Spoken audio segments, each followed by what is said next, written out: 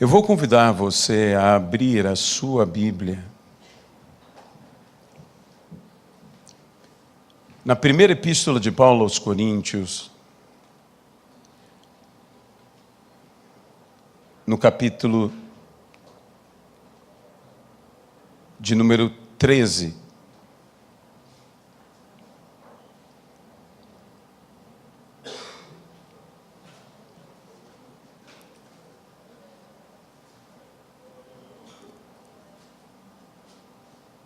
Diz a palavra do Senhor: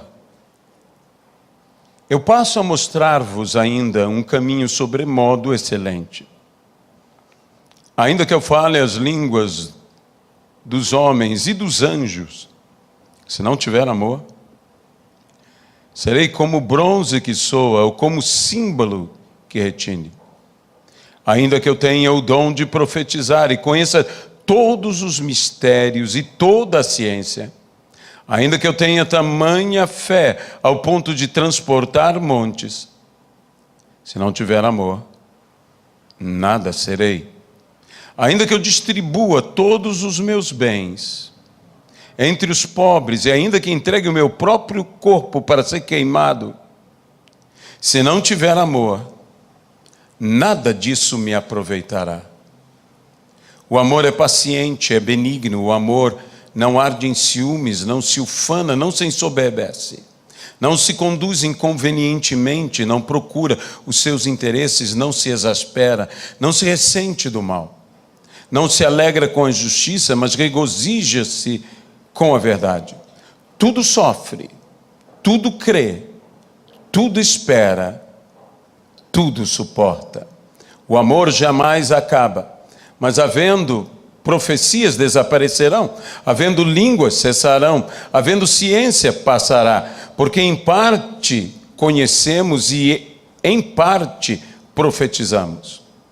Quando, porém, vier o que é perfeito, então o que é em parte será aniquilado. Quando eu era menino, eu falava como menino, eu sentia como menino, eu pensava como menino. Quando cheguei a ser homem, desisti das coisas próprias de menino. Porque agora vemos como em espelho, obscuramente. Então veremos face a face. Agora conheço em parte, então conhecerei como também sou conhecido. Agora, pois, permanece a fé, a esperança e o amor. Estes três, porém o maior destes é o amor. Amado e querido Deus, abençoa-nos pelo teu poder, pela tua graça e pela tua misericórdia. Fala aos nossos corações e fala aos nossos entendimentos, pelo poder do Senhor, no nome de Jesus Cristo. Amém. Nesses dias nós estivemos aqui trazendo uma palavra daquilo que Jesus disse aos seus discípulos quando ele acalmou a fúria da tempestade. E Jesus então questionou aos seus discípulos, perguntando-lhes: onde está a tua fé? Afirmamos então que não basta ter a fé, mas colocar a fé no lugar certo. Se nós estamos com a fé no lugar errado, no momento em que necessitarmos da fé, não teremos a fé porque a deixamos num lugar errado. Alguns perdem a fé, outros abandonam a fé, e outros ainda colocam a fé onde não deveria estar, aplicam a fé onde não deveria ser aplicada e com quem não deveria ser aplicada. Assim como é importante a fé estar no lugar certo, assim como é importante a fé estar ao nosso alcance, deixe-me dizer de uma outra maneira, também é importante compreendermos que, embora a Bíblia nos oriente a termos excelência, a termos virtude, Não basta fazer as coisas com excelência. Eu preciso fazer as coisas com excelência no caminho excelente, no caminho correto. Fazer corretamente no caminho correto.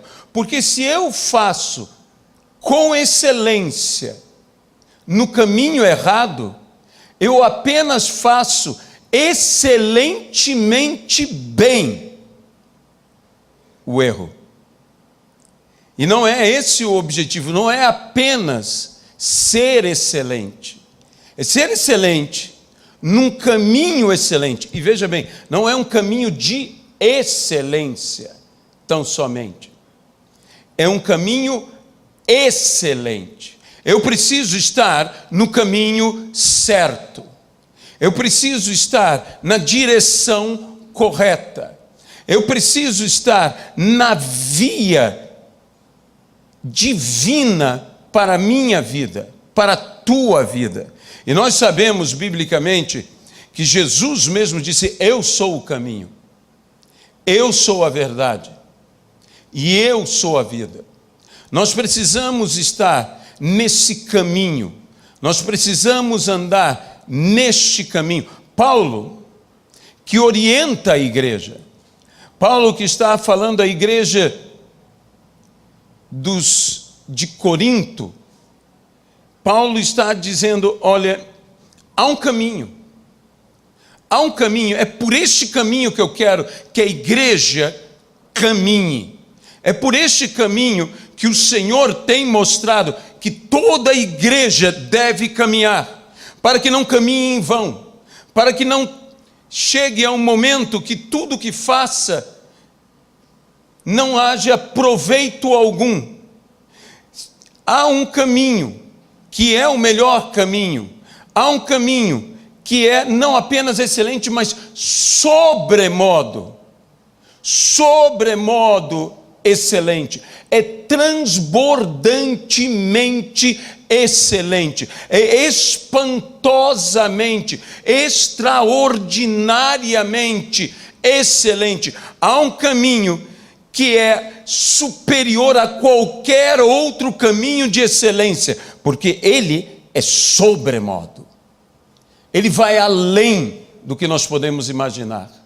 Ele ultrapassa muito o que nós podemos imaginar. Dentro da igreja, nós ministramos as pessoas. E ministramos e devemos ministrar a palavra de Deus. A fé vem pelo ouvir e ouvir a palavra de Deus. Mas a Bíblia também diz que a fé sem prática é nula. A fé pode vir pelo ouvir,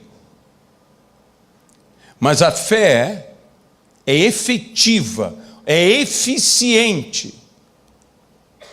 A fé é apenas efetiva quando há a prática. A prática da virtude. Virtude é algo muito interessante.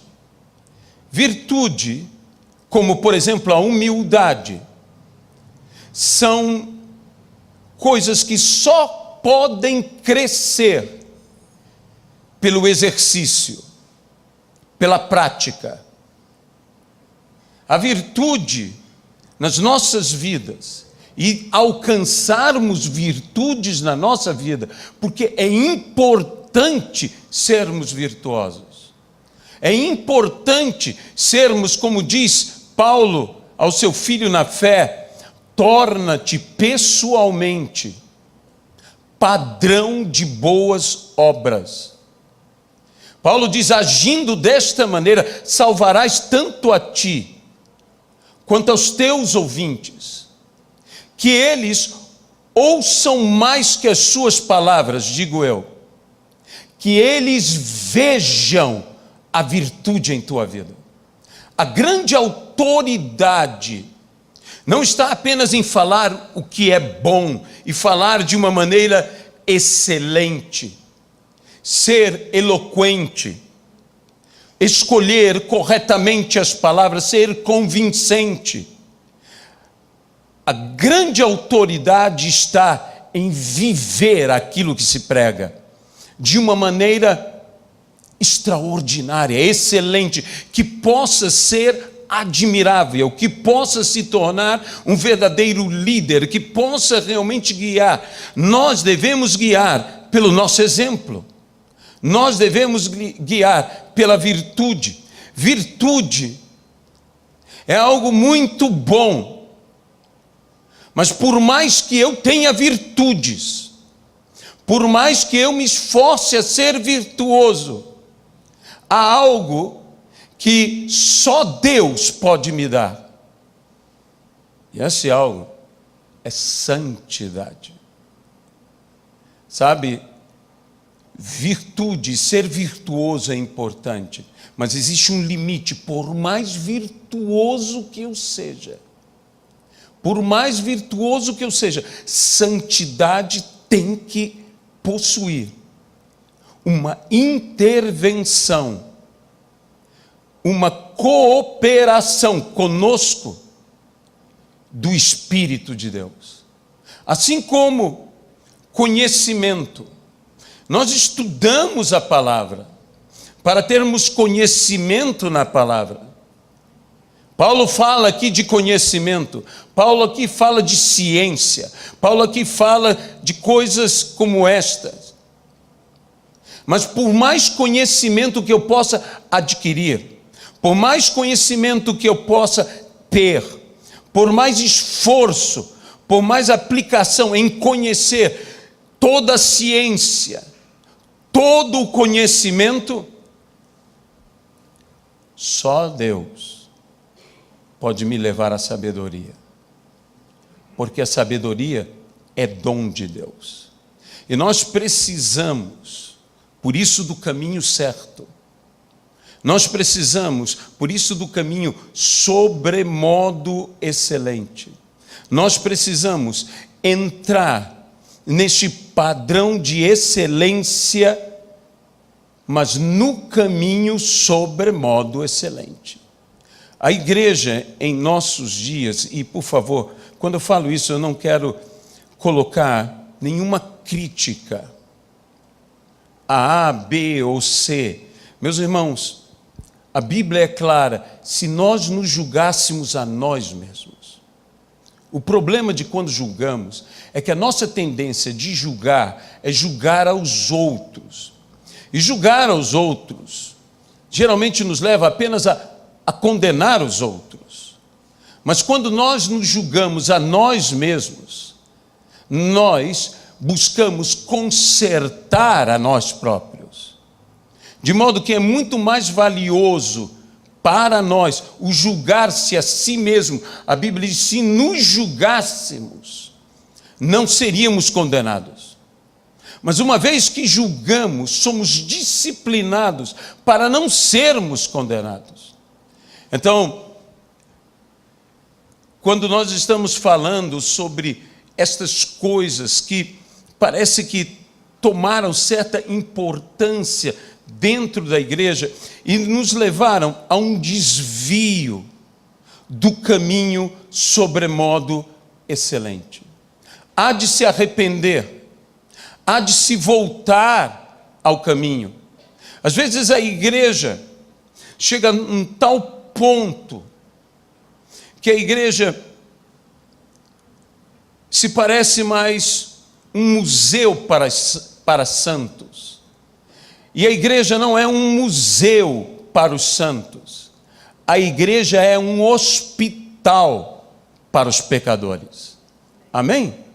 Isso, meu pastor, eu me lembro de várias vezes ele falando: a igreja é um hospital, a igreja é para atender, a igreja é para tratar. E realmente a igreja tem que ter essa visão de que uma das facetas, eu não digo a única, mas uma das facetas que a igreja possui é que a igreja é um hospital. A igreja é para tratar de pecadores, para que se entre pecador e se suba Não se saia, mas se suba santo. Você pode dizer amém a isto? Esse é o grande objetivo da igreja, e nela temos que ser trabalhados pelo Espírito Santo.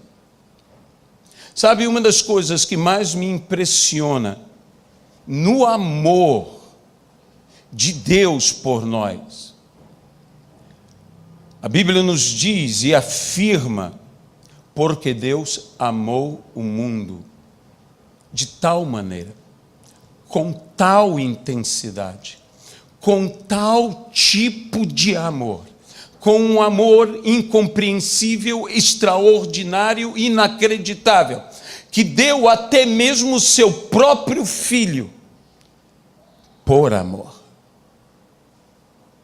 Por amor. Sabe, uma das características do amor, do verdadeiro amor, é dar. Existe um tipo de amor que eu não sei se posso chamar de amor, porque é um amor tão egoísta que é um amor que só quer receber. Ama para receber.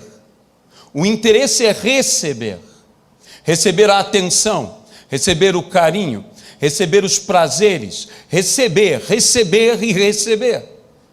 E ama para ter, não ama para dar. Ama para possuir, não ama para ofertar, para presentear, para doar e doar-se. Se é amor, e amor de fato, a intenção do amor é dar. Deus amou de tal maneira que deu. Deixe-me então, diante desta palavra, dizer: quem ama é dadivoso. Quem ama está preocupado em dar. Esse não é um caminho para se obter. Esse é um caminho para se doar. Esse é um caminho para se dar.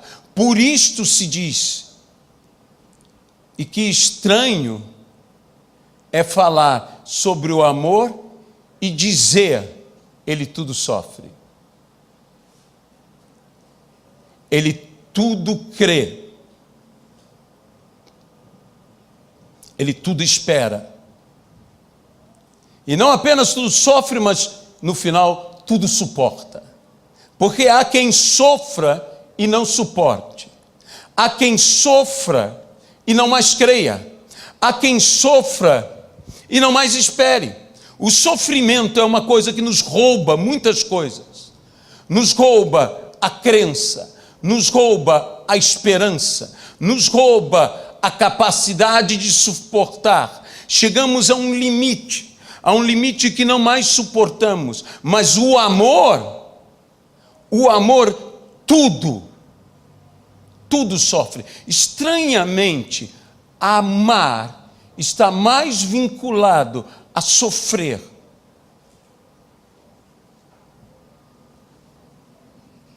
do que a regozijar, do que a deleitar. Não existe um amor, ao meu ver, que seja tão divino quanto o amor de mãe por filhos. Porque realmente este amor de uma boa mãe pelos seus filhos, não importando se são bons filhos, é um amor totalmente descomprometido, desinteressado. A mãe doa-se totalmente. A mulher, a mãe, ela doa, ela dá o seu próprio sangue. Ela sofre para que o filho nasça. Ela passa dores para que o filho nasça. Ela continua em dores depois que o filho nasce. Se num tem dores físicas, no outro tem dores emocionais. E dela vai sentir dores a vida inteira. Não que pais não tenham, mas que mães têm os filhos dentro dela. E mesmo quando eles saem, ainda há algo, ainda existe uma ligação, ainda existe uma memória de 9 meses de uma vida compartilhada, absolutamente, como nenhum homem pode imaginar e pode vivenciar. Porque ela ouve o seu coração, mas ela também tem outro coração. Por isso mãe é tanto coração, porque no mínimo, quando ela é mãe, ela tem 2 corações. Toda mãe tem um coração dobrado. E por isso toda mãe devia amar muito. Porque quem tem 2 corações, eu espero que ame muito. Eu espero que seja de todo especial. Mas mães têm isso. O pai, pobrezinho, que pai é algo maravilhoso, mas eu não estou desmerecendo paternidade. Eu também sou pai. Eu não estou desmerecendo paternidade. Mas são 2 coisas muito diferentes. São 2 coisas muito especiais. Isso não quer dizer que o pai não ame. Isso não quer dizer que o pai não se dedique. Mas no primeiro ano de vida, parece que o pai é um pouco aquele ser que está invadindo um lugar que é um ciclo fechado, mãe e filho ali. O amor de Deus tem muito isso, porque Deus não é apenas pai, Deus também é mãe, e o caminho que nós devemos andar é um caminho de gerar filhos. E a maneira de se gerar filhos, de se matriciar, é por meio da misericórdia. Amor que não tem misericórdia não pode ser amor. Todo amor que é verdadeiro amor se compadece. Todo amor que é verdadeiro amor tem misericórdia. E a misericórdia na língua hebraica é a palavra matriciar, que é justamente gerar e gestar. Alguns domingos atrás eu disse que não é suficiente gerar. Porque se eu gero e eu não gesto,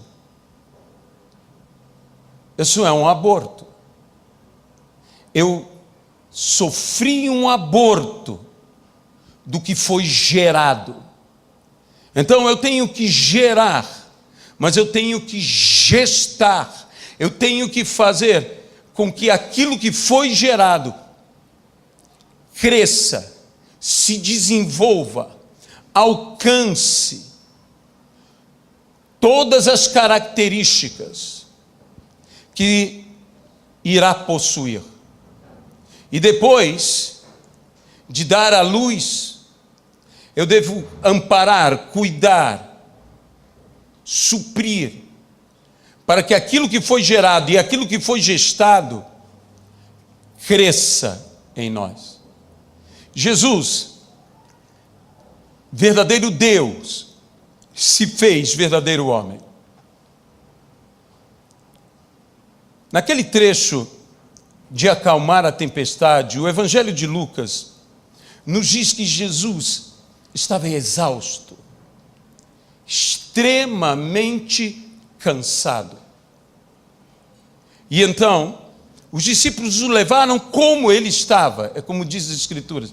E Jesus, de cansado, dormiu no barco.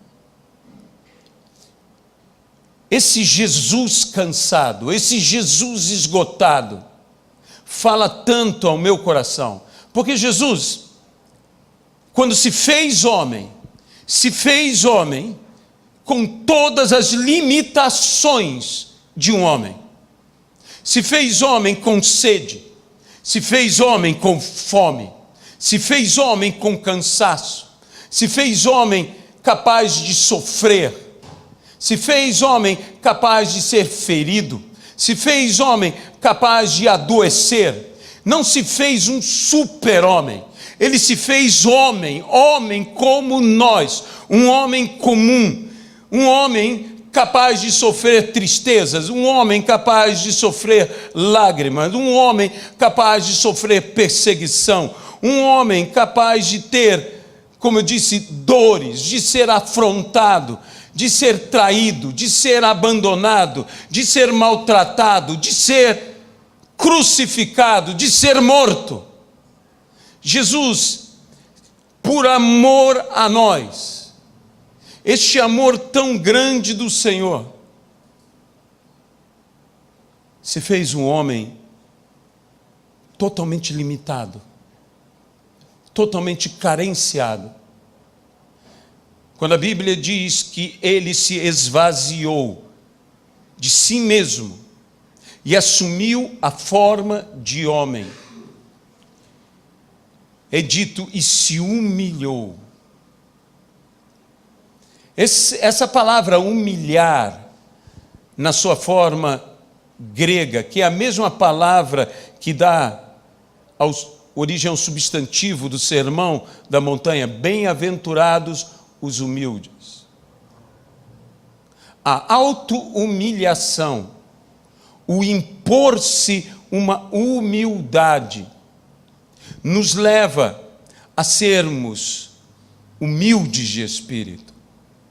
E se existe humildade de espírito, também existe soberba de espírito. E isso é algo que nós devemos tomar cuidado para que não entremos em outro caminho.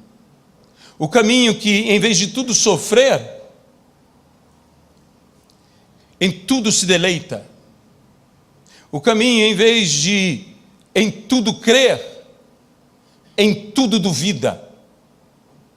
O caminho de em tudo esperar, não espera jamais, é impaciente. O caminho de em tudo suportar, porque veja bem, se você não sabe esperar, você nunca saberá suportar. E se você não sabe suportar, você jamais conseguirá esperar.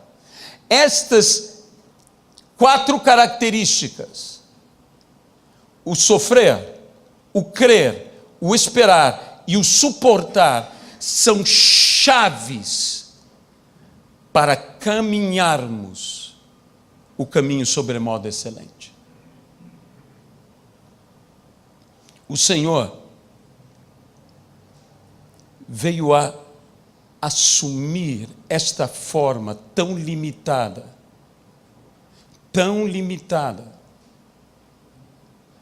para que nós possamos alcançar a vontade dEle. E qual é a vontade dEle? Uma das coisas que a Bíblia diz que a vontade dEle é a nossa santificação. E em outro texto o apóstolo Paulo diz que Deus deseja que todo homem seja salvo e chegue ao pleno conhecimento da verdade. Meus amados irmãos, a salvação não é o final. A salvação é o início de uma jornada.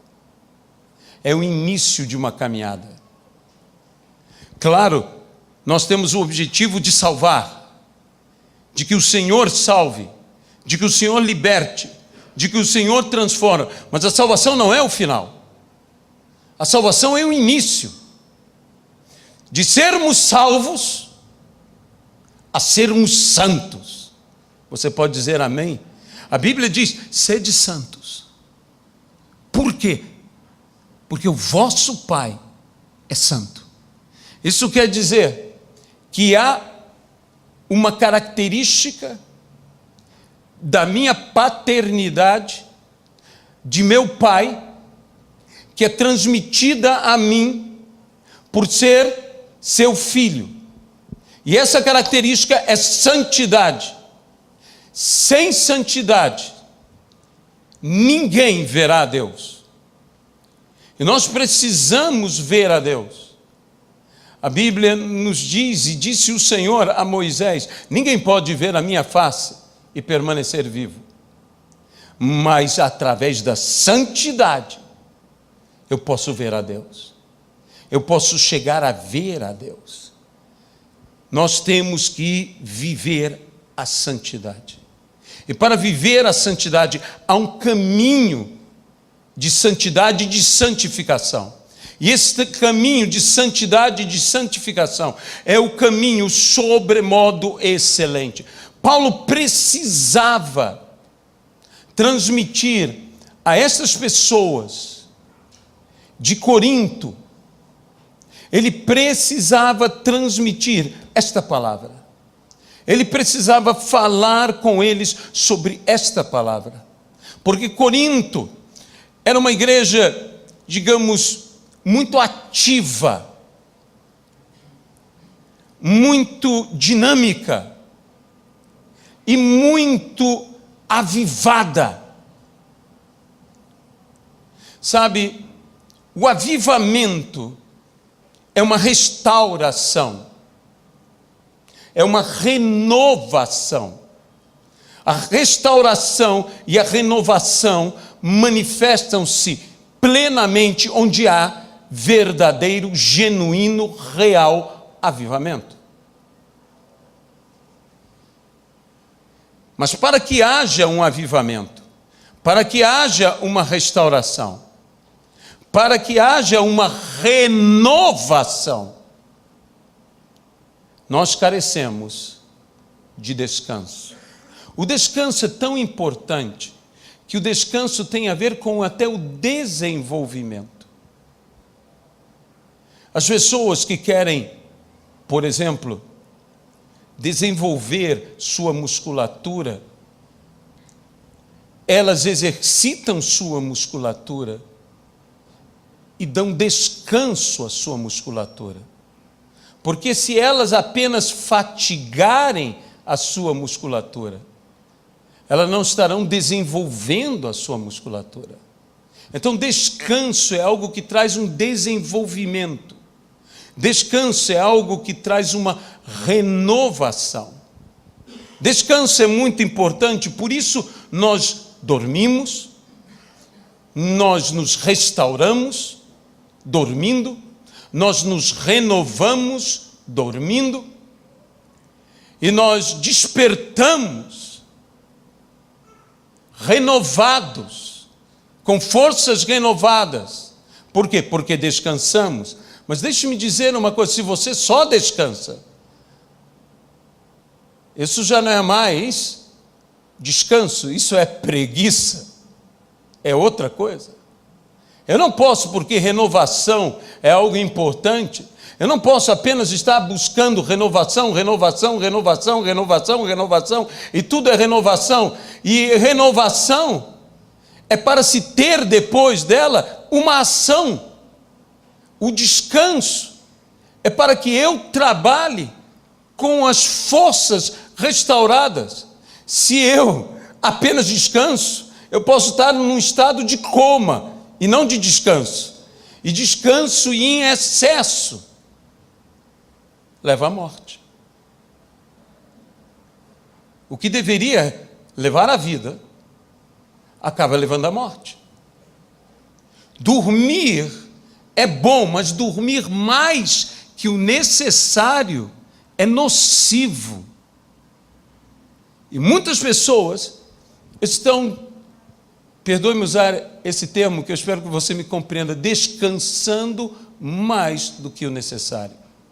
Não é suficiente haver uma renovação, haver um renovo, portanto. É necessário utilizar esta renovação de forma produtiva, no nome de Jesus Cristo. Nós estamos pedindo e queremos ser cheios do Espírito Santo, queremos ser cheios, a Bíblia diz: esperai. Esperai até que do alto sejais revestidos de poder, para serdes minhas testemunhas. Esperai até que do alto sejais revestidos de poder, para serdes minhas testemunhas. Esperai, mas no momento em que você for renovado, não espere mais. E a Bíblia então diz: de fato, Eles, tendo partido, pregaram em toda parte. Veja muito bem, eles foram renovados, mas eles usaram a renovação. Eles não apenas foram renovados, eles usaram a renovação. Nós não devemos buscar uma renovação apenas por sermos renovados. Por que queremos ser cheios do Espírito Santo? Para gritar mais sonoramente, mais alto, para sentirmos alguma emoção, algum arrepio, alguma diferença, para termos visões, e até mesmo eu pergunto, para que termos as visões? Para falarmos em línguas. Mas para que então falarmos em línguas? Por isso o apóstolo Paulo fala que se eu não tiver amor, serei como um bronze que soa, como um símbolo que retine. Sabe o que quer dizer isso? Eu só farei barulho. O objetivo de falar em uma outra língua é poder comunicar-se em outra língua. Haver comunicação, mas se eu apenas falo e não tenho amor, isso me leva a concluir que a melhor linguagem é o amor. A melhor língua a ser manifesta aos outros é o amor. Que ainda que eu não fale aquela língua daquela pessoa, os atos de amor falarão alto. E Paulo está falando aqui sobre testemunhos de vida. Veja, Paulo fala de profecia. Paulo fala de conhecimento de toda ciência, de mistérios. Você sabe de uma coisa, como a igreja às vezes entra num caminho místico e quer conhecer mistérios, e mistérios, e mistérios, e chegamos, isso é um mistério, que coisa, é um mistério. Jesus veio para nos dar revelação, e quando há revelação, o mistério deixa de ser misterioso. Jesus veio para que nós tenhamos entendimento, veja, para que todo homem seja salvo, e chegue ao pleno conhecimento da verdade. Isso eu não estou querendo dizer que há coisas que fogem ao nosso entendimento. Há coisas que fogem ao nosso entendimento. Mas o cristianismo não é uma religião de mistérios. O cristianismo é uma religião de revelação, da revelação da pessoa do nosso Senhor e Salvador Jesus Cristo. Nós queremos revelar ao Senhor e revelar ao Senhor a este mundo. Nós não somos uma religião de mistérios. Nós não temos ocultismo, nós temos a revelação do Espírito Santo, a iluminação do Espírito Santo. É aí que nós devemos andar, é por aí que nós devemos caminhar, porque o apóstolo Paulo diz que mesmo que eu esteja disposto a distribuir os meus bens, mesmo que eu esteja disposto a sacrificar a minha vida, a ser queimado vivo, se não tiver amor, eu não serei nada. Eu não serei nada. E Deus quer que eu seja. E que eu seja alguém. Não apenas algo. Deus quer que eu seja alguém. Eu não quero ser um símbolo. Eu não quero ser um bronze, apenas fazendo barulho. Eu não quero ser um nada. Nada serei, eu tenho que ser algo. E eu sou algo por meio deste caminho sobremodo excelente. Eu tenho que seguir este caminho. E eu tenho que ter proveito. Proveito nesse caminho. Porque o apóstolo Paulo agora se preocupa dizendo: nada disso, nada do que eu fiz me aproveitará. Sabe, há duas coisas que o adversário, na sua estratégia, deseja fazer na nossa vida, entre outras. Mas essas duas coisas eu quero salientar. A primeira é que tanto em uma como na outra, o inimigo não está preocupado com o quanto, ou quão grande, ou quão importante sejam as coisas que eu faça. O que ele está preocupado é que eu não faça estas coisas nem com fé, nem com amor. Porque se eu não fizer com amor, nada me terá proveito. Nada valerá para mim. Então eu posso me afadigar e ser totalmente em vão. Se eu não faço com fé, tudo que é feito sem fé é pecado. O adversário não está tão preocupado que eu seja um devasso, um depravado, um pecador, desses bem sujos. Ele está preocupado que eu seja um incrédulo, que eu não creia, porque as coisas que eu fizer e fizer sem fé, isso é pecado. Não há proveito e só há pecado quando nós não temos amor e não temos fé. Mas o próprio Jesus disse que sem Ele nada poderíamos fazer.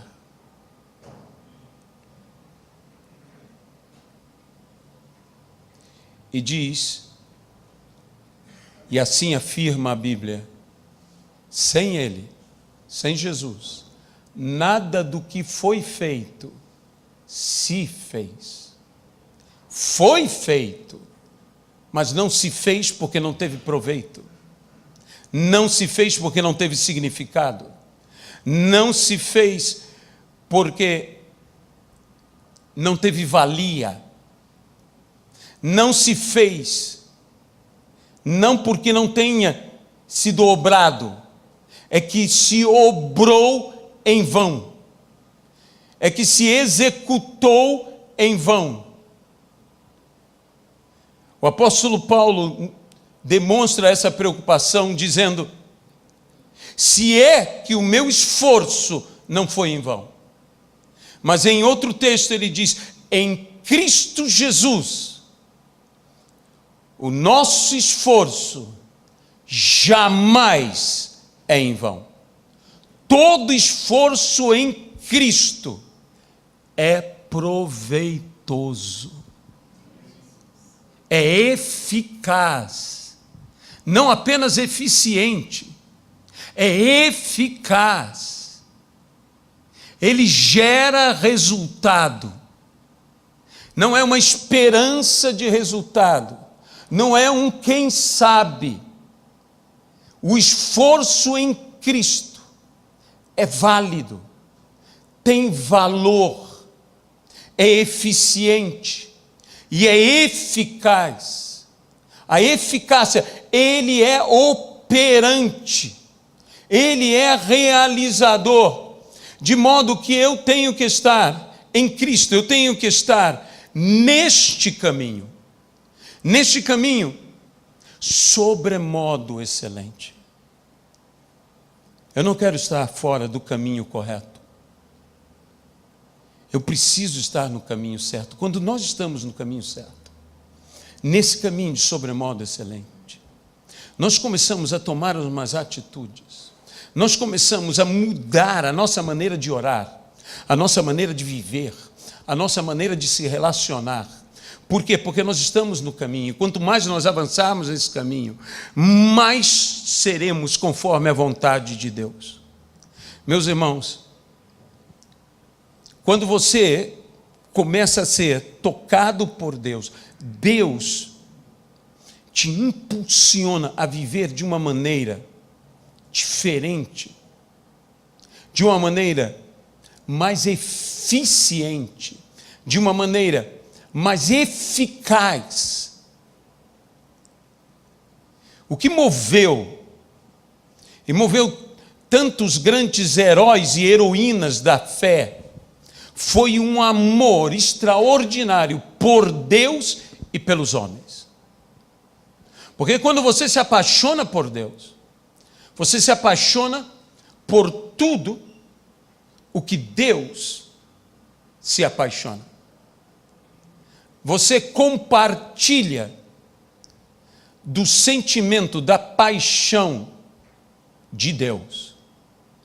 Sabe, quando você ama,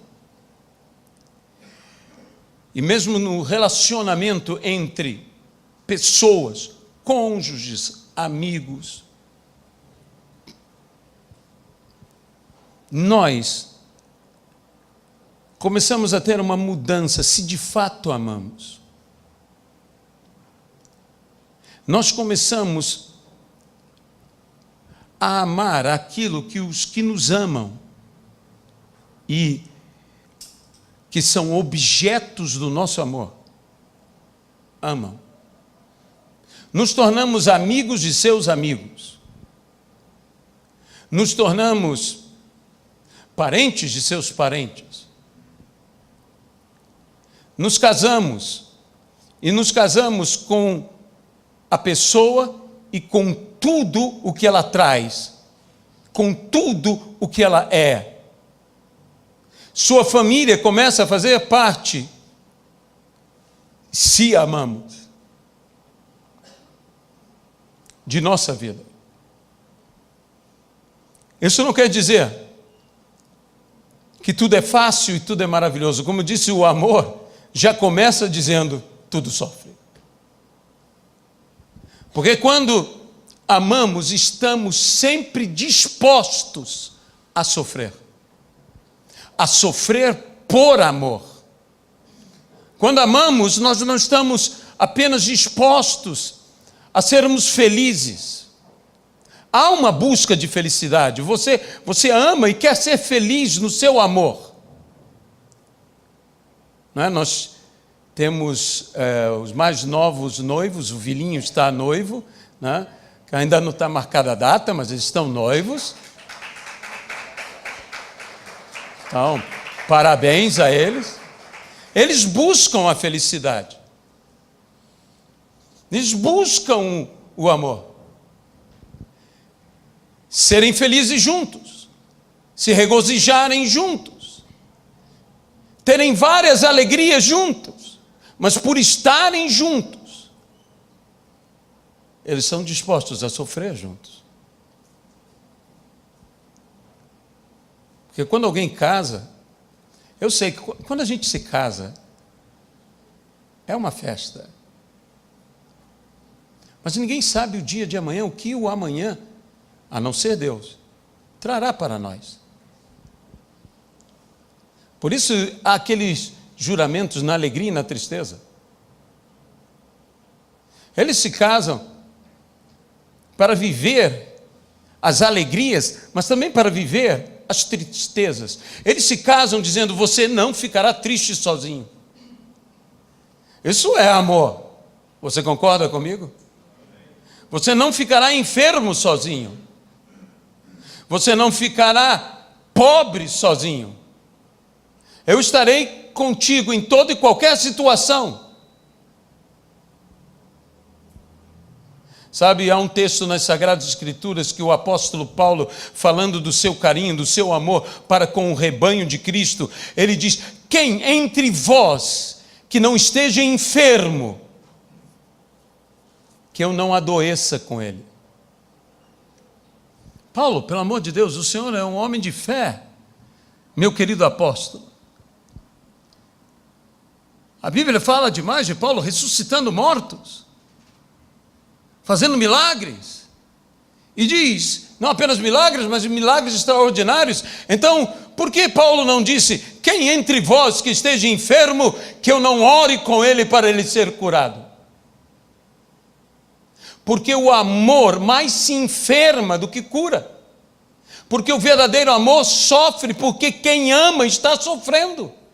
Porque o verdadeiro amor sempre se envolve e participa, não apenas das alegrias, das vitórias, mas das dores e das derrotas. Porque isto é amar. E nós precisamos ter um amor genuíno, um amor verdadeiro, um amor que se compromete intensamente com tudo. O amor que tem sido pregado na igreja, infelizmente, é um amor triunfalista, é um amor egoísta, é um amor que não sofre, que não chora, que não se compadece, e por causa disso os milagres estão desaparecendo, porque milagres não dependem só de poder, milagres não dependem só de fé, milagres dependem de amor, dependem de compaixão. A Bíblia diz que Jesus, saindo do barco, viu as multidões e se compadeceu.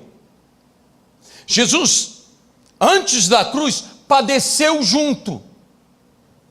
Na cruz ele levou todas as nossas dores, mas ali ele tomou as dores daquelas pessoas. Ele se compadeceu, ele entrou no mesmo padecer. E isto é o que? É compaixão. E às vezes o que nos falta é esse amor que se compadece. Compadece significa padecer junto. Nós queremos um amor companheiro. Companheiro significa compartilhar o pão. Nós queremos um amor de sentar juntos, de comer juntos, de nos... Isso também é amor. Mas nós devemos ter um amor que não apenas é companheiro, mas um amor que se compadece. Isto é o verdadeiro amor. Se nós vivermos isso, nós vamos transformar a nossa vida. Nós vamos transformar a vida de quem amamos. Eu ouvia um breve depoimento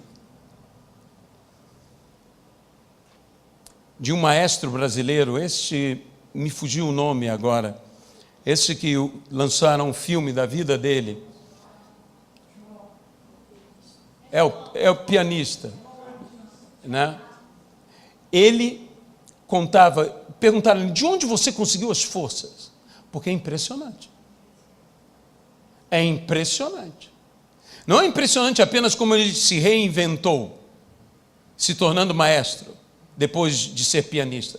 Mas é interessante ele ter se tornado um pianista e entre os melhores do mundo, com toda a dor que ele tinha em suas mãos, com toda a enfermidade que ele tinha em suas mãos, e perguntou, de onde você conseguiu essas forças? E ele disse, de meu pai. Porque meu pai, quando alcançou a meia-idade, foi diagnosticado com câncer. E o médico lhe deu meses de vida. E a resposta do meu pai para o médico foi, você não me conhece. Sabe, uma das piores coisas que pode acontecer conosco é deixar de lutar. E aquele homem, o pai dele, por isso marcou, ele disse, os meses de vida, os anos de vida, ele rejeitou, ele fez tudo o que era necessário fazer, ele se tratou, ele lutou, ele caía, vomitava, levantava, lutava, e ia, e voltava, e lutava, e lutava, e lutava, e morreu com 102 anos. Amém? Meus irmãos, olha, isso é poder de autodeterminação. E imagina a fé, que é muito mais poderosa do que uma autodeterminação. Nunca se renda. Quando diz tudo sofre e tudo suporta, é que você é imbatível no seu amor. Ame-se. e ame aos outros como a você mesmo. Não desista, nem dos outros, e muito menos de si. Não olhe para o mundo e para a maldade do mundo como se eles fossem mais poderosos do que o amor de Deus na sua vida. Não olhe para as suas limitações como se elas tivessem o poder de te frear, porque as nossas limitações só conseguem limitar a nós mesmos, mas nunca conseguem limitar ao nosso Deus. O nosso Deus continua sendo quem Ele é. Jesus é o mesmo ontem, hoje e o será eternamente. E eu poderei dizer, como a Bíblia diz que o é, e eu creio, eu tudo posso naquele que me fortalece. Esse é o tudo suporta. Mas tudo suporta porque está naquele que o fortalece. Eu quero voltar, e eu quero te convidar a voltar ao melhor caminho, ao melhor lugar, a voltar a Cristo, a estar com Cristo, a sentir falta de Cristo, a procurar o seu lugar secreto de oração, mas porque você sente falta, porque todos os dias você necessita do teu momento a sós com o amado Jesus. Ultrapassar as linhas da religiosidade, ultrapassar as linhas da tradição humana. Nós temos que permanecer apaixonados. Nós temos que crescer neste amor. Nós temos que seguir neste caminho sobremodo excelente. Não seja excelente, pelo amor de Deus, no caminho errado. Tem gente que é excelente, mas está no caminho errado. Tem gente que é excepcional no caminho errado. Me espanta essas coisas que acontecem na nossa nação. Acho que espanta todo mundo. Como eles têm um caminho errado. E eu vou dizer uma coisa: eles são excelentes no caminho errado. Você não pode entrar no caminho errado. Você tem que estar no caminho certo. E saiba do seguinte: é fácil ir para o caminho certo, porque só tem um caminho certo. Jesus Cristo é o caminho certo. Se você estiver em qualquer outro caminho que não seja Jesus Cristo o caminho, você estará fora do caminho correto. Então nós temos que buscar, nós temos que entrar, nós temos que participar, nós temos que caminhar em Cristo, caminhar em suas palavras, agir em Cristo, agir em suas palavras, trazendo tudo. E nessa manhã de domingo eu quero orar com você. Eu não posso dar uma palavra como esta e simplesmente dizer: Deus os abençoe, vão em paz. Pensem na palavra. Não, vivamos a palavra, vamos entrar no caminho, é agora. Eu não posso dar mais um passo se eu não estiver no caminho sobremodo excelente. Eu não quero que seja em vão, eu não quero que não seja proveitoso, eu não quero que eu seja apenas um barulho, eu não quero isto, eu quero ter significado e ter significância. E isto vem de andar da maneira certa, no caminho certo. Eu preciso viver isto. Eu preciso ministrar perdão a quem tenho que ministrar perdão.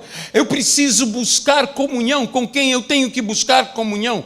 Eu preciso vencer todos os meus preconceitos. Todos nós somos passíveis a preconceitos. Se alguém te fala mal, alguém que você confia te fala mal sobre outro alguém, quando você conhece esse outro alguém, você já chega com uma ideia preconcebida desse outro alguém. Se te falam mal de um alimento, de uma comida. Você já chega com uma ideia pré-concebida, e tem gente que diz, eu não gosto, e nunca comeu. Isso é tão comum na nossa vida. Ah, não, eu não gosto disso. Mas você já provou? Não. Então, como não gosta, se não provou? Ah, mas eu tenho certeza. Eu vou dizer, essa gente tem fé. Isso é fé, nunca provou e não gosta. Então, mas isso acontece na minha vida, isso acontece na tua vida. É claro que cada um de nós tem características diferentes. Eu quando vejo esse pessoal que vai de parapente, paraquedas, e às vezes de asa delta, e tudo mais, aí as pessoas dizem, é uma sensação de liberdade. Eu, se fizesse aquilo, não era sensação de liberdade, é sensação de queda, para mim. É como montanha-russa, tem gente que ama montanha-russa. Gosta do susto, gosta da adrenalina, gosta de sofrer. Eu não gosto de montanha-russa. Eu acho lindo você chegar lá em cima. O problema é que quando você chega lá em cima, você cai. E vai a toda lá embaixo. E a sensação é que eu vou me esborrachar nesse negócio. Eu vou passar mal nesse negócio. A Cláudia, que está expondo lá as suas artes, né? Lá no Jardim Botânico, no bairro do Jardim Botânico. Eu falei com ela, puxa vida, ela foi aeromoça. Eu disse, não é fácil. Poxa vida, se existe voar é ótimo, quando tudo está calmo. Mas quando vem aquelas turbulências bravas, voar não é agradável. Ela disse, pastor, eu vou dizer uma coisa para você. Eu gosto da turbulência. Eu disse, meu Deus, você é doente. Você gosta da turbulência? Ela gosta da turbulência. Gente, é impressionante. Cada um de nós é diferente. Amém. Mas nós precisamos estar no caminho certo. Nós precisamos começar a sentir falta do Cordeiro de Deus que tira o pecado do mundo. Nós precisamos a querer mais e mais e mais e mais e mais e mais e mais e mais e mais atenção de Deus, e eu dar mais atenção a Deus. Você tem que se tornar um apaixonado, um desequilibrado, um enlouquecido, um aloprado por Deus. Olha, quem ama a Deus faz coisas loucas, porque quem ama faz loucura. Essa que é a verdade. A gente faz loucura. A gente faz coisas esquisitas. E você deve aproveitar ao máximo, você deve fazer ao máximo para entrar nesse caminho sobremodo excelente. Se você deseja isso, se você deseja entrar no caminho sobremodo excelente, no caminho do amor, num caminho que está pronto a sofrer, a suportar, a crer e a esperar. Quem crê e espera, alcança o que está esperando e recebe o que está crendo. Porque a Bíblia diz que as promessas de Deus nos são dadas por meio da fé, com paciência. E quando você tem fé, com paciência, você sabe esperar. Não seja impaciente. Esperei com paciência no Senhor. E Ele ouviu a minha oração. E me livrou de todos os meus inimigos. Uma libertação completa.